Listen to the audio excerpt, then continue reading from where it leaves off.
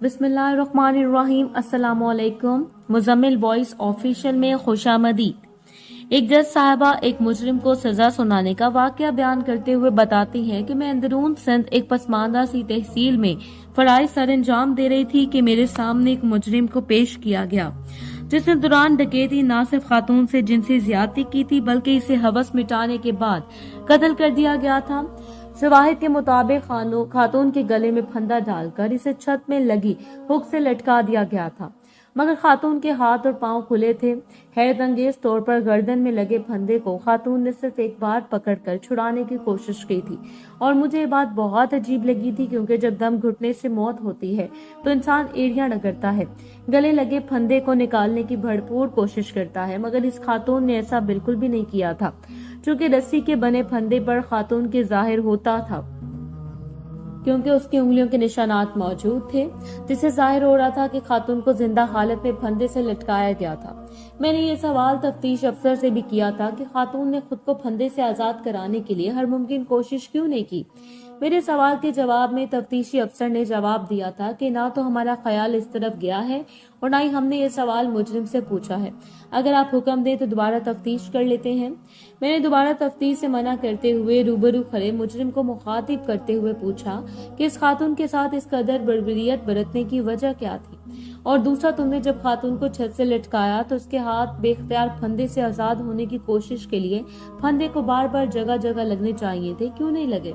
मेरी बात सुनकर सामने खड़ा मुजरिम मकरूह हंसी से हंसा और बोला कि खातून का फंदे को हाथ ना लगाने की वजह इसकी ममता थी और कत्ल करने की वजह कोई भी नहीं थी। मुझे मेरे साईं वडेरे ने हुक्म दिया था कि जाके इसके साथ अयाशी कर, मगर मतलब पूरा हो जाने पर सबूत मिटा देना और अगर मेरा काम की कोई चीज मिली तो लाकर मुझे दे देना।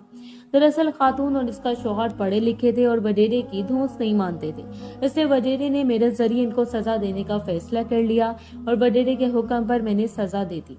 मैं दिन दिहाड़े शौहर की गैर मौजूदगी में इनके घर घुसा, खातून के घर से सारा कीमती सामान और जेवर समेटा, बाद में खातून से ज्यादती की और सबूत मिटाने की खातिर खातून को फंदे से लटका दिया ताकि लोगों को लगे इसने खुदकुशी कर ली है। और रही बात खातून का फंदे की तरफ हाथ ना ले जाना, तो इसकी वजह ममता थी, क्योंकि खातून ने हाथों की मदद से फंदा पकड़ लिया तो मुझे लगा इसे मरते मरते वक्त लग जाएगा। मेरे पास इतना वक्त नहीं था, लिहाजा मैंने इसकी 1.5 साल की बेटी को जमीन पर गिराकर इसके सीने पर पांव रख के दबाना शुरू कर दिया।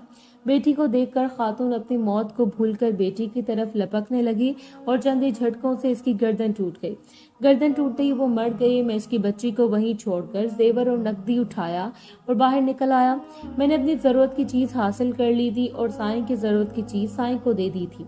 साईं का वादा था पुलिस और अदालत को वो संभाल लेगा, इसलिए मैं मुतमईन हूँ और इस बात में कोई शक नहीं कि डकैती, ज्यादती और कत्ल बावजूद भी वो शख्स मेरे सामने यूं खड़ा था जैसे महज कोई ट्रैफिक सिग्नल तोड़कर आया हो। इसकी बात खत्म हुई तो मेरे जहन में 20 सवाल उठे थे। पुलिस तफ्तीश में कहीं भी डकैती की चीजें वडेरे को देने का जिक्र नहीं था और न ही किसी खातून की बेटी पर किए गए तशद्दुद का जिक्र था। न डकैती की वारदात में लूटा गया माल मसरूका पूरा लिखा गया था, जिससे साफ जाहिर था कि पुलिस वालों को खुदा से ज्यादा वडेरे का खौफ था। मैंने मुजरिम को 3 बार सजाए मौत सुनाई थी, जिस पर बादशाह मुझे खुद भी कानूनी कार्रवाई का सामना करना पड़ा था, मगर मैंने सजा के इजाफी नोट में लिखा था कि एक बार सजाए मौत ज्यादती के जुर्म में और दूसरी बार सजाए मौत कत्ल के जुर्म में, जबकि तीसरी बार सजाए मौत इस 1.5 साल की मासूम यतीम नन्ही कली पर जुर्म के जुर्म में। और साथ ही तफ्तीशी अफसर को मैंने साईं को शामिल तफ्तीश करने का हुक्म दे दिया, क्योंकि साईं कभी कसूरवार साबित नहीं हो सका था। मुझे मालूम था वो कभी मुजरिम साबित नहीं होगा, मगर मैंने जहां तक मुमकिन था इंसाफ करने की कोशिश की थी। मेरे फैसले की वजह से मुझे भी जवाबदेह होना पड़ा था और मुतल्लिका फॉर्म पर मुझसे इतना सख्त सजा की वजह पूछी गई तो सामने बैठी खातून मेंबर को अलग करके मैंने अपने जिस्म पर जलने और जख्मों के निशानात दिखाते हुए कहा कि मैंने सौतेली माँ के पास परवरिश पाई, और जब मुझे ख्याल आया कि वो 1.5 साल की बच्ची भी अब सौतेली माँ के पास परवरिश पाएगी तो मुझे इस जालिम शख्स के जुर्म की सजा मौत से कम नजर आई। मेरी तकलीफ को समझते हुए फॉर्म के तमाम मेंबरान ने मुझसे हमदर्दी का इजहार करते हुए मुझे नरमी से कवानीन को मद्देनजर रखकर चलने का कहा और मेरे फैसले को बरकरार रखने का हुक्म भी दे दिया। जब मेरा केस खत्म हुआ तो इस फॉर्म के तमाम मर्द मेंबरान ने मेरे सर पर दस्ते शफकत रखा और मैं रोने लगी तो इन्होंने वजह पूछी। मैंने रोते हुए बताया कि जब से सौतेली माँ घर में आई थी इस दिन के बाद पहली बार किसी ने इतनी शफकत से मेरे सर पर हाथ रखा है। खातून मेंबर ने मुझे गले लगाकर बहुत सारी शफकत दिया और ढेरों दुआएं देकर रुखसत कर दिया। मेरी वहां से पोस्टिंग करके मुझे कराची शहर में भेज दिया गया और बकिया मानदा मुलाजमत मैंने कराची शहर में गुजारी। सिडनी में मुकीम प्रोफेसर डॉक्टर सैयदा मीरा बरी बताती हैं कि जहां वो मुलाजमत करती हैं, इस इदारे के तमाम मुलाजमीन को सिडनी के निस्बतन पूरे पौश इलाके में एक तरतीब से रिहाइश फराहम की गई। इदारे में सिर्फ 2 मुसलमान लोग काम करते हैं। एक मैं पाकिस्तान से ताल्लुक रखती हूँ जबकि दूसरे फारूक ज़ेरुल-अलूद साहब बरौनी से ताल्लुक रखते हैं। हम दोनों मुसलमानों की वजह से वहाँ लंच टाइम का बाकायदा इस तरह से इत्माम किया जाता है कि हम लोग आसानी के साथ नमाज अदा कर लें। हमारी नमाज के लिए बाकायदा जगह मुख्तस है जहाँ हतुल मकदूर कोई गैर मुस्लिम कुलीग नहीं जाता ताकि पाकीज़गी कायम रह सके। मैं ज्यादातर यूरोपियन तर्ज के कपड़े पहनती हूँ मगर मैंने कई बार आजमाइशी तौर पर हिजाब पहनकर देखा है। मुझे किसी किस्म की परेशानी का सामना नहीं करना पड़ा, बल्कि उल्टा जिस दिन मैं हिजाब पहनूं इस दिन तो मुसलमानों के लिए खास दिन समझकर मुझे आसाइश फराहम की जाती है। एक गैर मुस्लिम मुल्क में इस्लाम के पैरोकार की इतनी इज्जत देखकर मुझे खुद पर फख्र महसूस होता है। मगर दूसरी तरफ मेरा मुसलमान भाई फारूक ज़ेरुल-अलूद जो कि बज़ाहिर मुस्लिम है मगर इनकी हर शाम रिहाइश के करीबी बार में गुजरती है, वो ना सिर्फ अपनी कमाई शराब और शबाब पर लुटा देते हैं बल्कि घर से पैसे मंगवा कर भी इस हराम काम में लगा देते हैं। इनके वालिदैन ब्रुनाई के बहुत बड़े बिजनेसमैन हैं, लिहाजा दौरे जदीद के रईस मुसलमानों की तरह इन्होंने बजाय अपनी औलाद पर तवज्जो देने और इन्हें अच्छाई बुराई का फर्क समझाने के अपनी औलाद को मुकम्मल इख्तियार दे रखा है। कभी खबर तक नहीं ली इनका बेटा जिस राह पर चल रहा है वो इस्लाम के मुतसाद है। खैर वक्त गुजरता रहा, मेरा मुसलमान कोलीग गुनाह की दलदल में धंसता गया। मगर पिछले 1 हफ्ते से वो घर से बाहर नहीं निकला। कोई इसको मिलने जाता है तो गेट कीपर वापस भेज देता है क्योंकि इसे मना कर रखा है कि किसी को भी मुलाकात के लिए अंदर ना आने दिया जाए। कुल इदारे की तरफ से इसे फाइनल वार्निंग का लेटर भेजा गया तो आज सुबह मैनेजर साहब की मेज पर इस्तीफा पड़ा था। कागज पर लिखी तहरीर बता रही थी कि इसे लिखे वक्त फारूक ज़ेरुल-अलूद साहब मुसलसल रो रहे थे। चूंकि हमारे इदारे में काम करने वाले सब लोग बिला तफरीक सीनियर जूनियर बिल्कुल घर के अफराद की तरह रहते हैं, लिहाजा इस्तीफा देकर सब लोग फारूक ज़ेरुल-अलूद की हालत की वजह से परेशान हो गए। मैनेजर साहब ने मुझे साथ लिया चूंकि मैं मुसलमान थी और सर को लगता था कि अगर इसको कोई मजहबी मसला होगा तो मैं इसको बेहतर के तौर पर गाइड कर सकूंगी। और चंद फारूक की करीबी दोस्तों के हमरा इसकी रिहाइश गाह पर पहुंचे गए जहां अब भी इसकी आंखों में मुसलसल आंसू थे और वो अपने सामान पैक कर रहा था। मेज पर इसकी टिकट रखी थी जिस पर रात की फ्लाइट का इंदराज था। इसकी हालत देखकर सब परेशान हो गए। मैनेजर साहब ने आगे बढ़कर इसे गले से लगाया, तसल्ली दी, इसका मसला पूछा तो वो बच्चों की तरह सिसक सिसक कर रोने लगा। हम लोग समझे शायद इसके घर में कोई मसला है। जब इसकी ढारस बंदी तो मैनेजर साहब ने इससे रोने की वजह पूछी जिस पर कोई भी जवाब वो ना दे सका। फक्त इतना कहा कि वो इदारे के साथ मजीद काम नहीं कर सकता। मैनेजर साहब ने प्रोफेशनल अंदाज में से तनख्वाह बढ़ाने, तरक्की देने, सहूलियात देने की बात की मगर वो अपने फैसले पर कायम रहा और कहा मुझे इन सब चीजों में से किसी की कमी नहीं थी। फिर मैनेजर साहब ने मुझे मुखातिब करके कहा तुम पूछो इसे कोई मजहब से मुतल्लिक मसला है या किसी से मुसलमान होने की वजह से जिद किया है।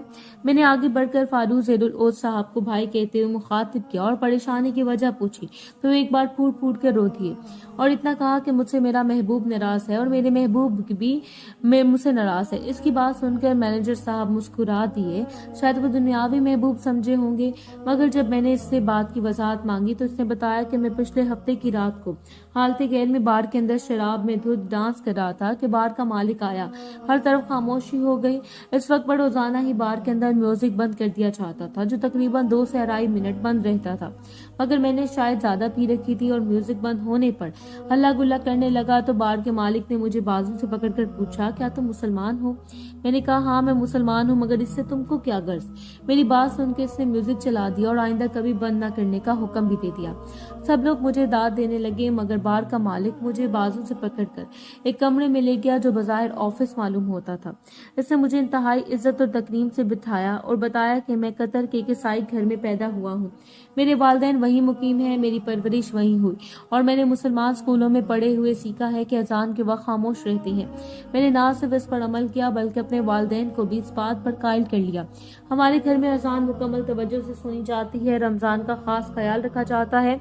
मुसलमानों के त्यौहार को सदके दिल से मनाया जाता है, चाहे वो ईद हो या कोई और त्यौहार। मैं अपनी तालीम मुकम्मल करके यहाँ मुंतकिल हुआ हूँ और यहाँ के एक दोस्त को मिलकर ये बार बना ली है। मेरी इल्तिजा पर इस बार में अजान के वक्त म्यूजिक बंद कर दिया जाता है और ऐसा बरसों से जारी है। जब से बार बनी है अजान के औकात में म्यूजिक बंद रहता है। गो यहाँ करीब कोई मस्जिद नहीं, यहाँ अजान की आवाज तक नहीं आती, मगर इसके बावजूद मैं अजान के एहतराम में म्यूजिक बंद करवाता हूँ। मैंने यहाँ किसी को म्यूजिक बंद करने की वजह इसलिए नहीं बताई कि मेरे कारोबार का नुकसान न हो। अलबत्ता आज जब मुसलमान होकर तुमने इस अमल की वजह से मेरे गिरबान पर हाथ डाला तो इससे मैंने म्यूजिक बंद न करने का हुक्म दे दिया है। अब तुम ये सोच लो कि अपने खुदा और रसूल को क्या जवाब दोगे।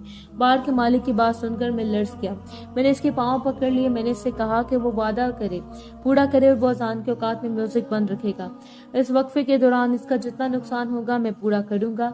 इसने बिना नुकसान की डिमांड किए मेरी बात मान ली और मैं वहां से रोता हुआ निकल गया। मुझे नहीं पता मैं आखिरी बार कब रोया और आखिरी बार कब अल्लाह ताला को सजदा किया, मगर पिछले पूरे हफ्ते से मैं अल्लाह ताला की पकड़ और हजूर सल्लल्लाहु अलैहि वसल्लम की नाराजगी के डर से लर्ज रहा हूँ। मेरा ओढ़ना बिछोना ये मसला बनकर रह गया है। कल जब मुझे हुक्म हुआ कि मैं जॉब छोड़ दूं या दफ्तर के कवानीन की पासदारी करूं तो मैंने जॉब छोड़ने का फैसला कर लिया। मैं वापस अपने मुल्क जाऊंगा और लोगों को बताऊंगा कि हमारे साथ परवरिश पाने वाले गैर मुस्लिम हमसे कितना कुछ सीखते हैं, मगर हमने अपने इक़दार को भुलाकर दुनिया और दौलत की हवस को पूरा करना शुरू कर दिया है। मेरे इस खौफ से आंसू नहीं रुक रहे कि अगर अल्लाह ताला मुझसे ये सवाल कर लेंगे तो मैं क्या जवाब दूंगा। फारूक ज़ेरुल औद साहब की बात सुनकर मुझ समेत स्टाफ के हर शख्स पर हैरान खड़ा था कि दुनिया की लज्जत में इस कदर डूबा हुआ शख्स फक्त एक सवाल पर अल्लाह ताला से इस कदर डर गया कि इसके आंसू खुश्क नहीं हो रहे। मुझे पहली बार फारूक ज़ेरुल औद साहब की किस्मत पर रश्क आया। मैनेजर साहब की ख्वाहिश पर मैंने इनको यहाँ रुकने और इस इदारे में काम करने पर रजामंद कर लिया था। वो अब भी हमारे इदारे से वाबस्ता है। इंशाल्लाह इस रमजान मुबारक के महीने में फारूक ज़ेरुल औद साहब, इनकी बीवी के अलावा मैं और मेरा शौहर फुरकान भी उम्रे की सादत के लिए जा रहे हैं और इत्तिकाफ वहीं करेंगे। फारूक ज़ेरुल औद साहब ने अपनी कमाई अब उम्मत मुस्लिमा और इंसानियत की फलाह पर खर्च करना शुरू कर दी है और सबसे बड़ी बात यह कि वो ईसाई से वो बार को खरीद कर मस्जिद में बदलना चाह रहे हैं। मस्जिद बनाने की इजाजत लेने के लिए मैनेजर